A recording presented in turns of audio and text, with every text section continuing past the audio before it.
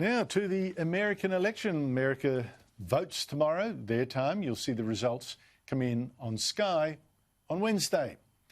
And one of the most divisive elections could come to an explosive end. In fact, our Department of Foreign Affairs warns that protests and demonstrations continue in several US cities. Avoid areas where protests are occurring due to the ongoing potential for violence.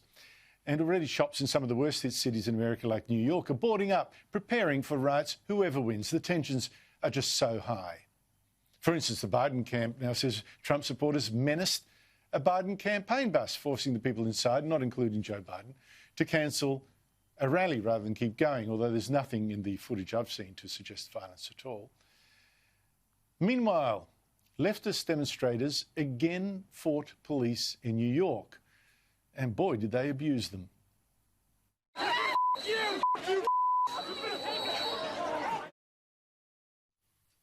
I have to say that, unlike most of the media talking about violence this week if Trump wins the election, or Biden wins the election more, they're saying Biden, that'll be the trigger for the Trump supporters to go nuts. I have to say there's actually a higher chance of violence if Donald Trump wins than if Biden does, based on where the overwhelming majority of the violence has come from so far. It's been from the left, from Antifa, Black Lives Matter, and people like that. And that explains the mystery.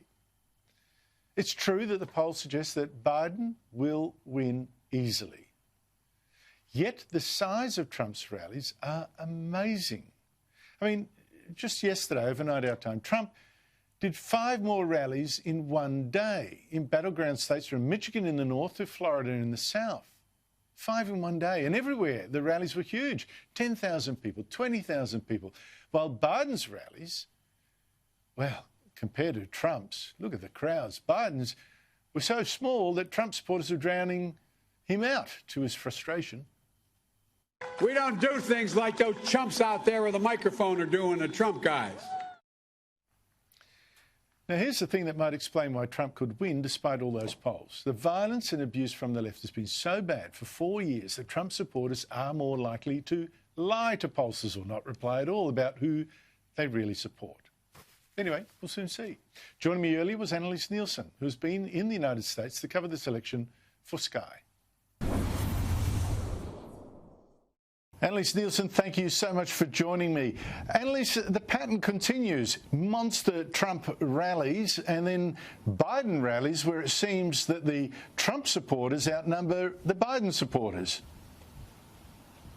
This is the big gamble of the Biden campaign because what they're relying on is just all these people staying at home, making sure they get their ballots in, and it completely goes against the normal formula of winning an election where you have to work hard to get people's votes. Even today out in Pennsylvania, we started to see door knockers for the Democrats. It's honestly the first time I've seen it since I've been here over 3 months, and it's because they do know they're under pressure here. They do know they have to start making that personal contact with people, and even the door knocker we spoke to said that most people weren't coming to the door. And that is because a lot of the regional and rural parts of Pennsylvania, it is very much Trump country. But we've seen the antagonism really take off with this bus incident in Texas where the Biden campaign's alleging that it was Trump supporters that blocked them from travelling and that they needed to call a police escort. We haven't seen any evidence that that is the case, but it shows how high the tensions are at the moment.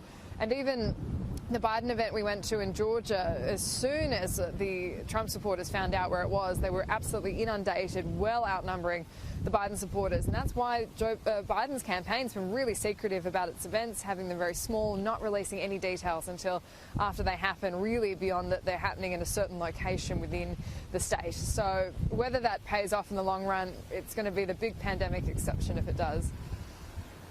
It's ominous. I've never seen an election in America in my lifetime, I think, where there have been so many predictions of violence no matter who wins. And we see already footage, particularly from New York City, of shops boarding up in preparation for the kind of looting and violence, I guess, that we've seen during the Black Lives Matter protests. But they think it could happen again after the election. It's not just New York, it's right across the country. And don't forget, there are still a number of cities in the US that haven't taken down the boards from the first lot of riots. That includes places like Kenosha, like Minneapolis, which is still really worried about another uptick in violence. And that's because there's a few different factors here, unlike we've seen before, including what has been a really strong recession for so many Americans, losing their jobs and continued unemployment in this time.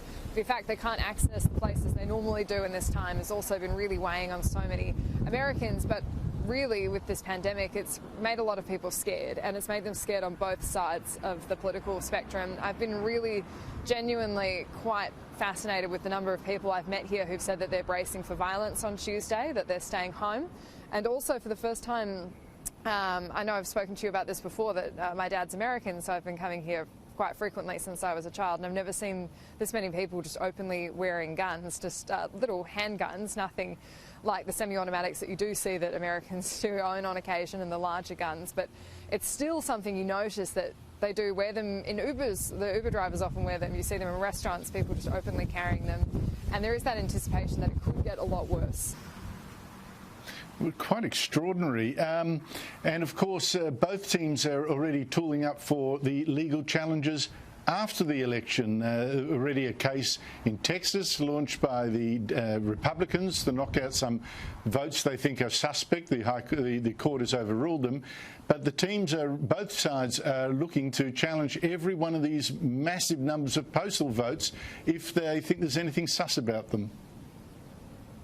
That's it, and this is what's really unprecedented. It's just a sheer number of postal votes that are coming in. So there's been 93 million votes already cast.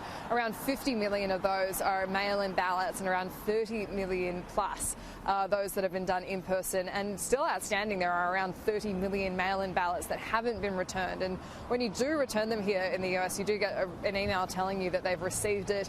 But there's just this really undermining of confidence from so many people I speak to, that they've asked for the mail-in ballot, and in that time they've decided that no, they need to go in person because they don't trust the system. The rates of actually disputing those mail-in ballots, the ones that have already been counted, because not every state does do that before Election Day, has actually been quite low so far. But at the last election, it was very high.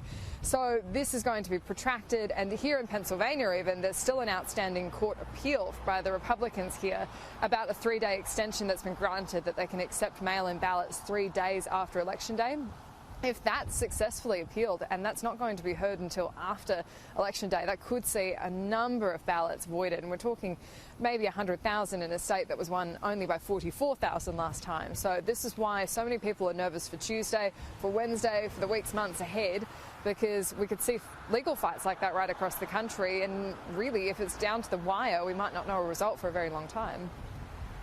And of course, two of the key issues in the election have come to a peak, statistically wise, at the very least, in the last week. On the economy, which Donald Trump would think would be his strong suit, given the resurgent economy he had before the coronavirus hit. The economy's roared back after that hit, 33% in the last quarter. Meanwhile, of course, the coronavirus issue, which Joe Biden thinks is his strong thing, a large number of infections in America. So both teams have competing narratives here. Oh, absolutely. And one of the really interesting things I find with Joe Biden's campaign is the big push, and you see it on all his TV ads, as he says, from the day I take office, I'm going to do what we should have done from day one in the US, and that's implement a national mask mandate, have stricter lockdowns across the country, do the coronavirus response that we've seen other countries in the world do. But keep in mind, he's not taking office until January 20 if he wins. And so it is kind of something you see Americans look at and go, oh my goodness, are we going to have to suffer through all this until January and then lock down again? When I can tell you from especially my time in the Midwest and outside of the big cities, which have been ravaged by coronavirus, people don't notice it. They don't know anyone that's had it. Most of them that do know someone that's had it, it's been minor. When you look at the case numbers, it is a fraction of the total population of the US. And Pennsylvania is a perfect example. 12 million people here. There's been over 200,000 cases, around 9,000 deaths. And most people I speak to just don't think it's a big issue.